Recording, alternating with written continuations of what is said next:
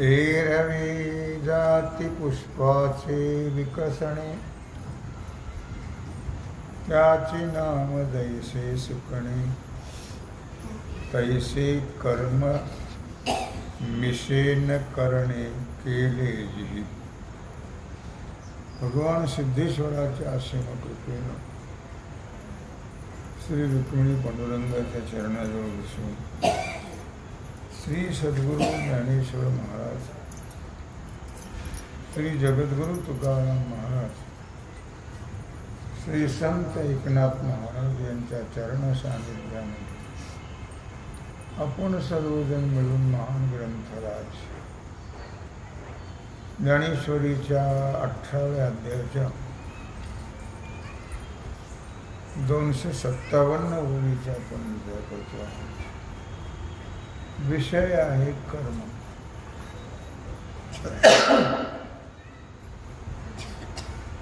एरवी जाती पुष्पाचे विकसणे. जाती म्हणजे जाई. जाईच्या फुलाचं विकसित होणं म्हणजे सुकणं आहे. इतकं ते नाजूक फुल असतं. विकसित झालं की ते लगेच सुकल्या जातं. त्याप्रमाणे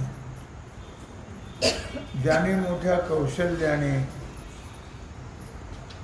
फळाची इच्छा टाकून कर्म करण्याचं केवळ सोंग दाखवलेलं आहे,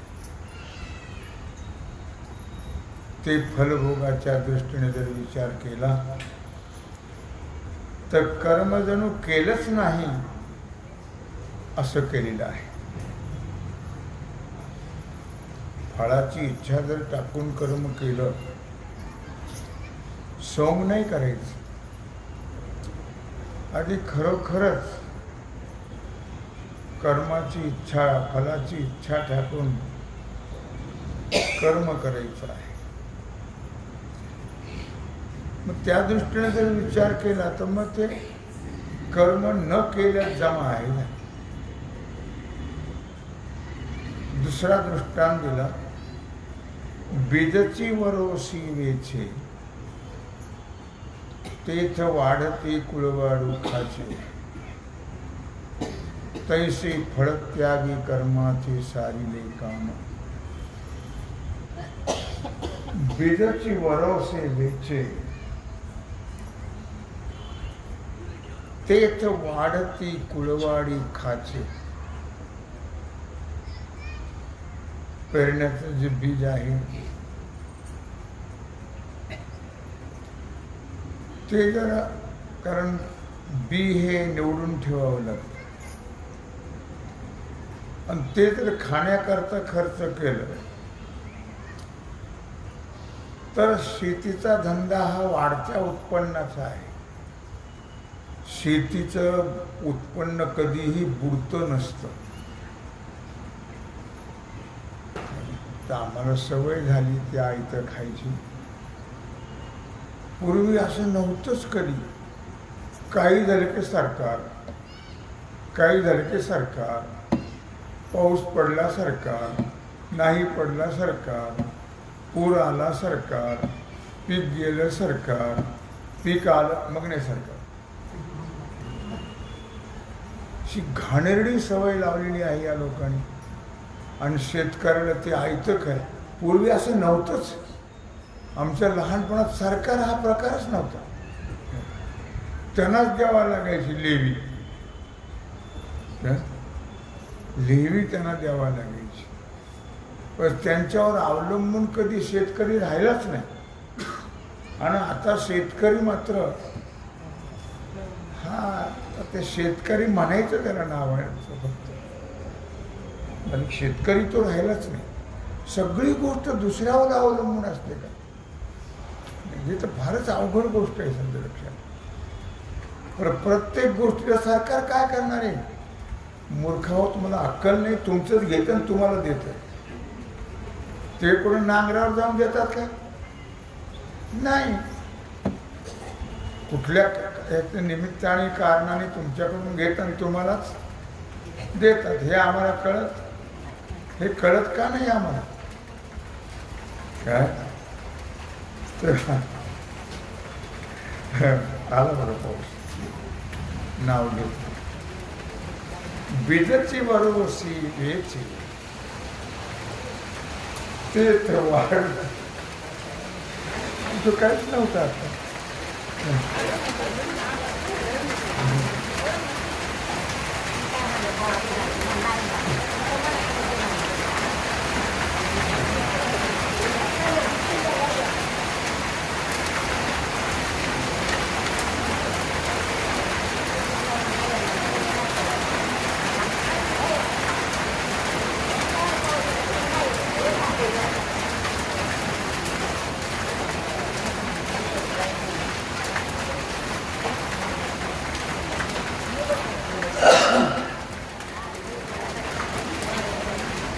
ते वाढती पूर्वा दुःखाचे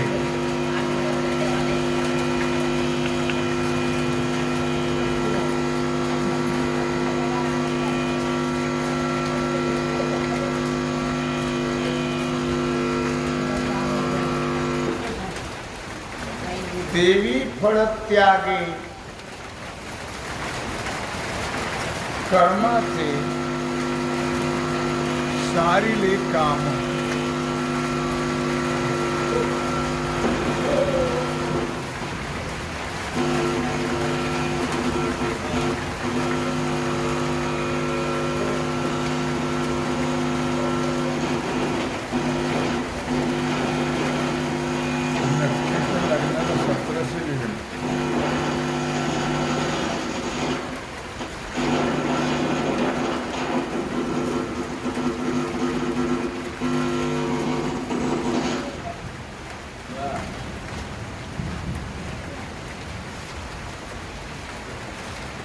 ते दृष्टांत दिला.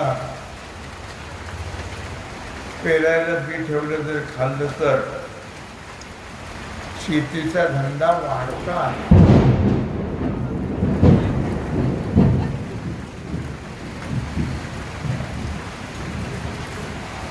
का बुडता आहे का वाढता आहे?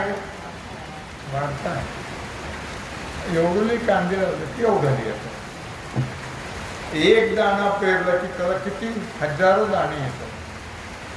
काय वाढता धंदा आहे शेती, बुडता नाही आहे. तेव्हा शेतीचा धंदा हा वाढता आहे खरं, पण तो नुकसानीत काय येतो म्हणून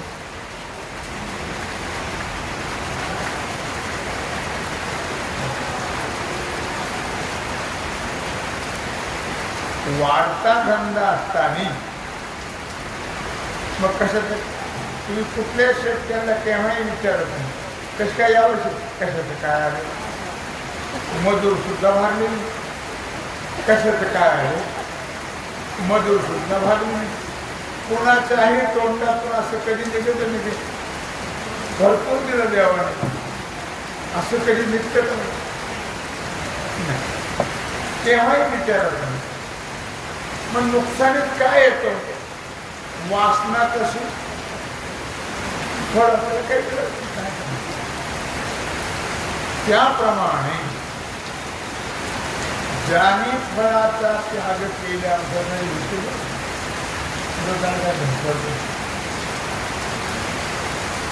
ज्याने फळाचा त्याग केल्यामुळे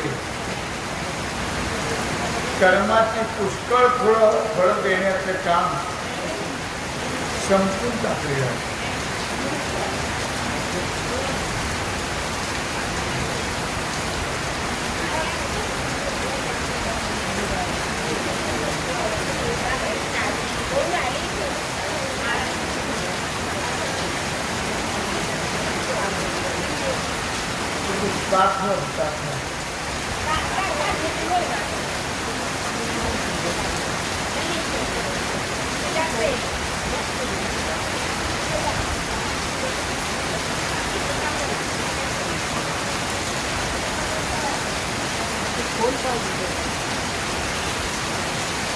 ते सत्वशुद्धी साहकारे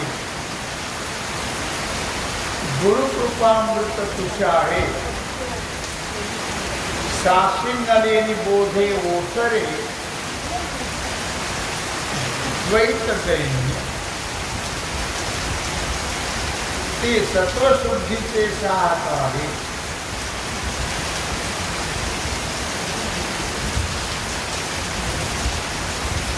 त्या निष्काम कर्मयोगाने झालेली जी चित्तशुद्धी आहे, आपण फळाची इच्छा टाकून जर कर्म केलं तर ते कर्म कधीही वायाला जात नाही. लक्षात घ्या. तर त्या कर्माचं फळ काय प्राप्त होतं? त्या कर्माचं फळ प्राप्त होतं चित्तशुद्धी. काय फळ प्राप्त होतं? चित्तशुद्धी प्राप्त होते.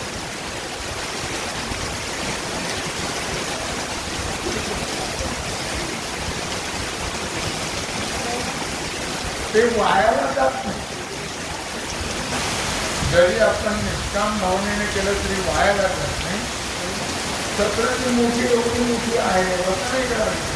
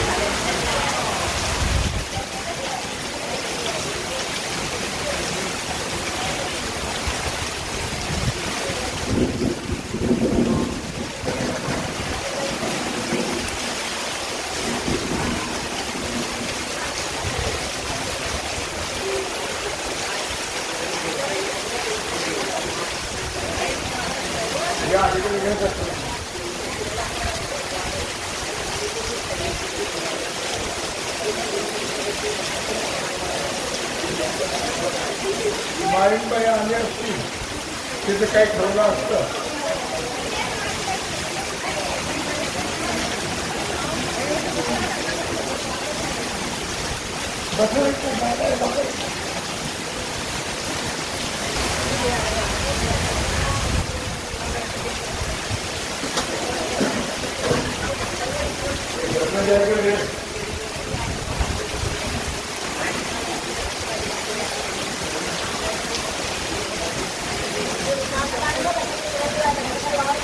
मोठा थांबा होता.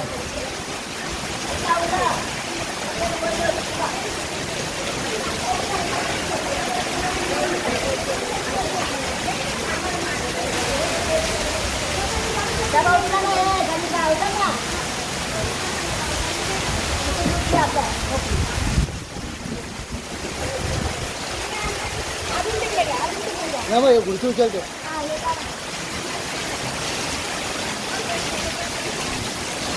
पहिले तरी होतं ना.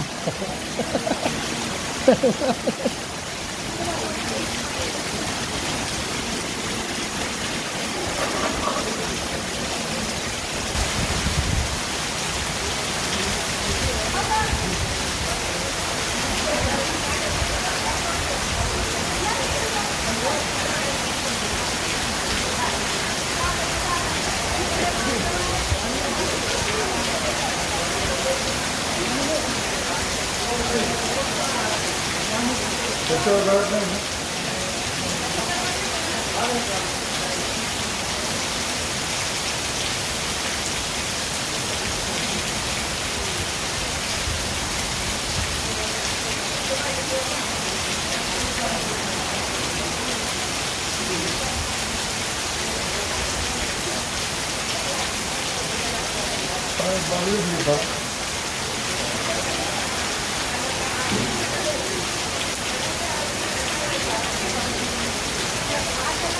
संगीत आपण घेतलं गळत नाही आली तर उठून त्या आली तर ठेवायचं.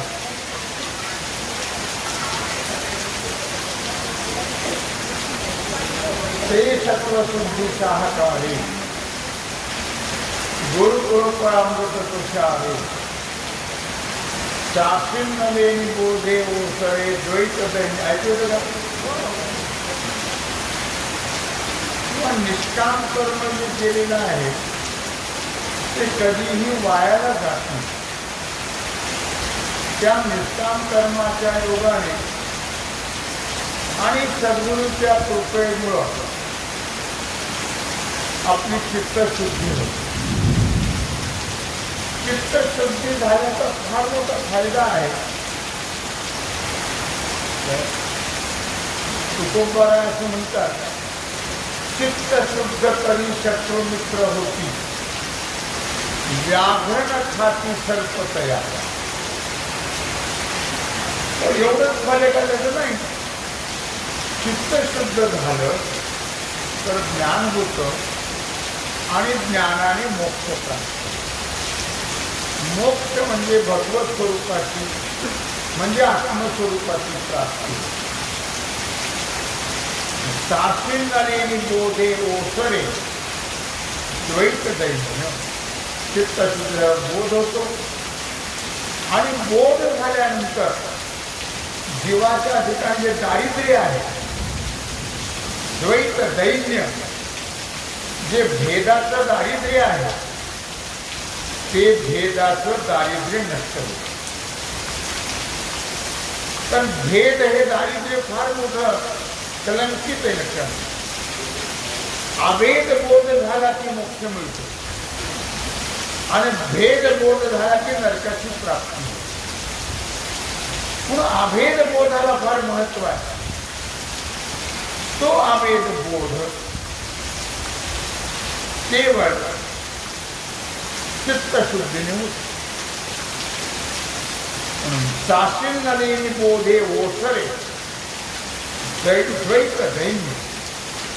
हे द्वैताचं जे दारिद्र्य आहे भेदाचं, ते भेदाचं दारिद्र्य नष्ट होतं. भेद कमी झाला पाहिजे. भेद कमी होत चालला का वाढत चालला. आणि भेद वाढवणारे सुद्धा हेच. भेद वाढवणारे सुद्धा हेच. हे जाती जातीमध्ये भांडण जाऊ देत. भेद वाढला का कमी झाला, वाढला वाढत चालला. भेद जाणं, इथं माऊलीनं भेदाला दारिद्र्य म्हटलं. जीवाच्या ठिकाणी फार मोठं दारिद्र्य आहे भेदाचं. तो भेद गेला पाहिजे. तर भेद नव्हता.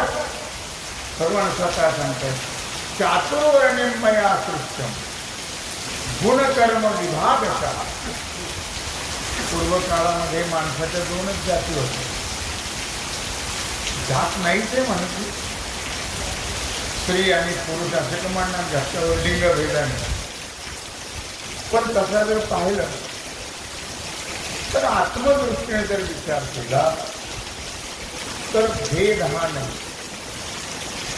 सर्व ठिकाणी आत्मा एकच आहे. तो भेद जाणं आणि अबोध दृष्टी अभेद दृष्टी प्राप्त होणं, आत्मदृष्टी प्राप्त होणं हे अत्यंत महत्वाचे असतं.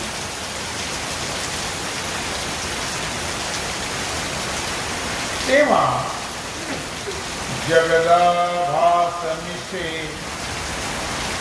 पुरे ते त्रिविध फळ नाशे तेक भोक्ता भोग्य अपैसे निमाले. तेव्हा ऐकू येतं झालं. तेव्हा जगदाकार मिसे पुरे ते त्रिविध फळ नाशे.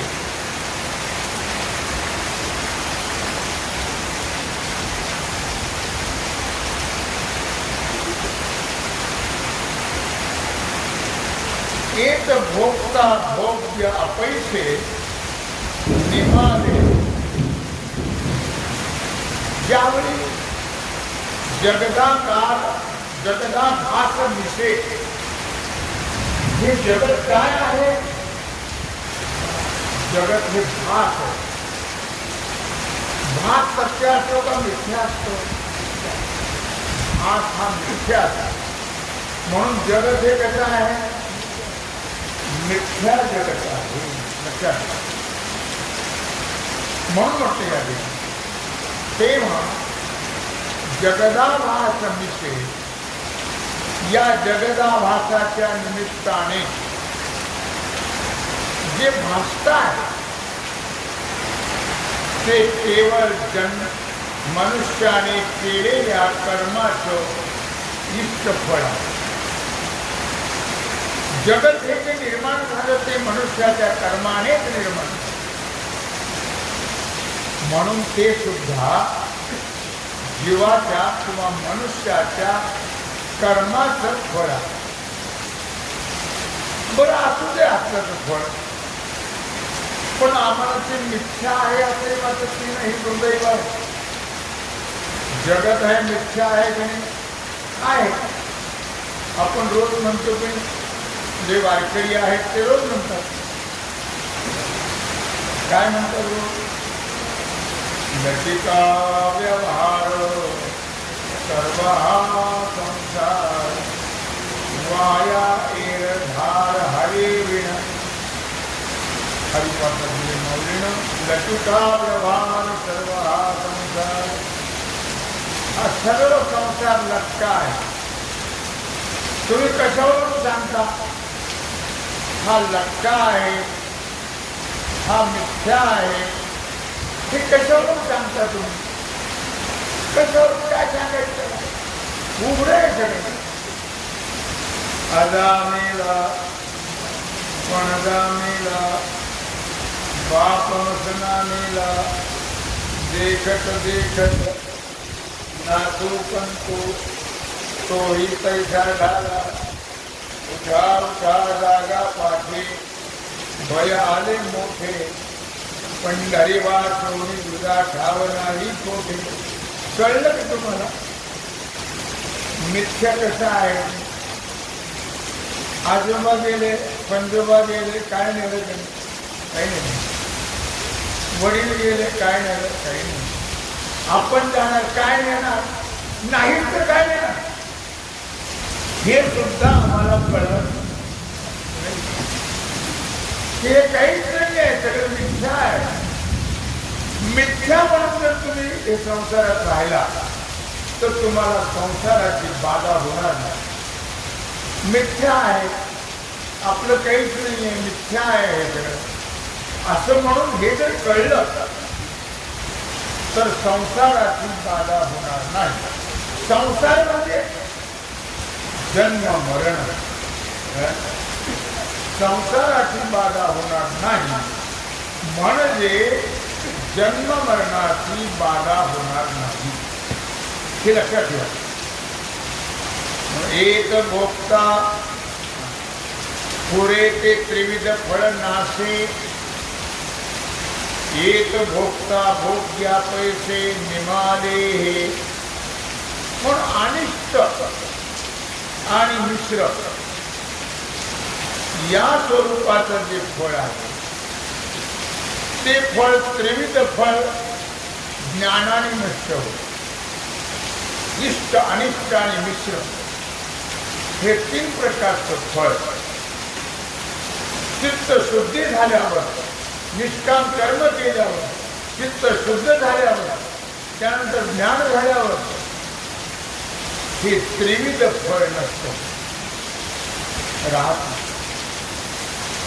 आणि मग ते नष्ट झाल्यावर जी अवस्था प्राप्त होते त्या अवस्थेमध्ये भोगता राहत नाही भोग्य राहत नाही आणि भोगही राहत नाही. हे त्रिपुटी नसतं. भोगता भोगणारा भोग विषय आणि भोग्य ज्याच्या द्वारा भोगतो ते तिन्ही राहत नाही. ही सर्व त्रिपुटी आपोआप ज्ञानाने नष्ट होते. आणि त्रिपुटी म्हणजे जगत हे विसरता कामा नये. घडे ज्ञान प्रधान ऐसा संन्यास दयावेश ईशा शेती फळ भोग सोसा मुकले गा घडे ज्ञान प्रधान ऐसा पा निष्काम कर्माचं केवढं मोठं फळ आहे. या निष्काम कर्माने चित्त शुद्ध होतं. निष्काम कर्माने ज्ञान होतं. ज्ञानाने मोक्ष प्राप्त होतो. त्यामुळे जन्म मरणाचं दुःख नष्ट होतं. हे फार मोठं फळ आहे. पण जर ते फळाच्या इच्छेनं कर्म केलं तर मात्र 84 लाख युगांमध्ये अनंत कोट वेळा जन्म मरणाचं दुःख मिळतं. घडे ज्ञान प्रधान ऐसा संन्यास जया विवेश. म्हणून हा जो ज्ञान प्रधान संन्यास म्हणजे त्याग आहे. अर्जुना, हा त्याग अत्यंत महत्वाचा. ते की फळ भोग सोसा मुकलेगा. मग ज्याने हा त्याग केला कर्माच्या फळाचा त्याला भोग प्राप्त होणार. फळाच्या इच्छेने घेतलं भोग, पण फळाच्या इच्छेचा त्याग करून जर भगवत अर्पण बुद्धीनं कर्म केलं तर मात्र फळभोग जो आहे जन्म मरणाचं दुःख ते समाप्त होतं. मग जन्म नाही अनेक तुका म्हणे माझी भाक. तुकोपराय वचन देऊन सांगतात, तुम्ही जर या पद्धतीनं आचरण केलं तर जन्म मरणाचं दुःख पुन्हा तुम्हाला भोगावं लागणार. तुका म्हणे एका मरणे तिसरे उत्तम तीव्रे कीर्ती मागी. मग एकाच मरणाने देह तर परत टाकावंच नाही. एकदा देह टाकला ते आपल्या स्वरूपाची प्राप्ती होईल.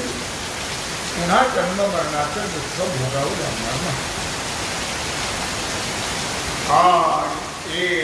चिर संन्यासे जय आत्मरुची जिठी पैसे. फार महत्वाचे शब्द आहे. तर कर्म एक ऐसे देखणे आहे. पण भगवान श्रीकृष्ण परमात्मा अर्जुनाला सांगतात, अर्जुना, हे शास्त्र जे आहे हे ज्ञान प्रधान शास्त्र आहे. म्हणून ज्ञानेश्वरी हा ग्रंथ जो आहे हा अलौकिक ग्रंथ आहे. न भूतो न भविष्य. कोणाला काय म्हणलं ते म्हणू दे, असा ग्रंथ पूर्वी झाला नाही आणि पुढे होणं शक्य हो नाही. ज्ञान प्रधान शास्त्र हे लक्षात ठेवा. म्हणून म्हटलं या आणि येणे चिर संन्यासे, या ज्ञानाच्या द्वारा जो संन्यास म्हणजे त्याग होतो, त्यामुळे आपली जी वृत्ती आहे ती आत्मस्वरूप आणि आत्मस्वरूप झाली की ते कर्म एकाएचे देखणे आहे. मग कर्म एक आहे असं जे पाहणं ते अशक्य. मग ते शक्यच नाही. मग ते कर्म निश्चितच आपलं फळ ज्ञान आहे ते ज्ञान नव्हे मोक्ष देऊन सांगू. ऐकू येते झालं येते. परोणी गेली या भिंती दृष्टांत दिला. चित्राची होय केवळ माती,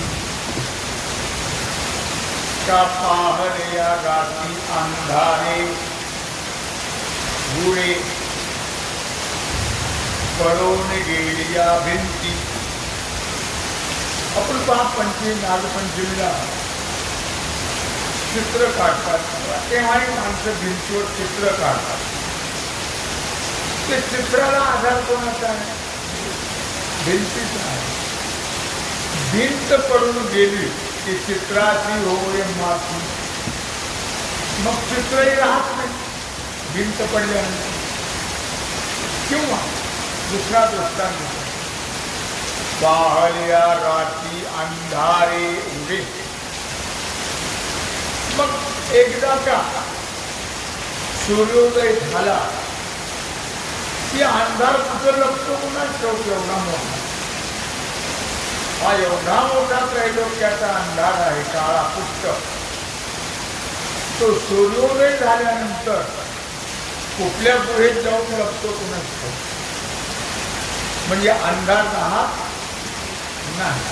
तसं निष्काम कर्माने अंतकरण शुद्ध होतं, नंतर ज्ञान होतं, आणि ज्ञान झालं की संसार राहत नाही. म्हणजे मोक्ष प्राप्त. जरी रूपाची नाही उभे, तै छाया काळ्याची शोभे. दर्पणे बिंबे वदन टीपा. आणखी एक दृष्टांत दिला. तैसे रूपचे नाही उभे. मनुष्य उभा राहिला तर सावली पडेल, उभा राहिला तर सावली पडणार नाही. किंवा आरसा असेल तर मुखडा दिसेल, आरसाच नसेल तर. दर्पणे बिंबे वदन टीपा. आरसा नसेल तर मुख दिसणार नाही. मनुष्य उभा नसेल तर सावली पडणार नाही. किंवा दुसरा दृष्टांत.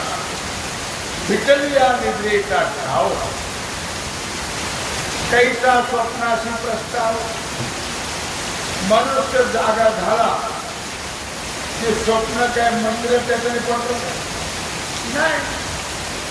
स्वप्न झोपेत आहे तोपर्यंत, जागा झाले की स्वप्न संपले. तसं ज्ञान झालं की हे कार्यरूपी जगत जे आहे ते नष्ट होतो, भगवत स्वरूप होऊन जातं.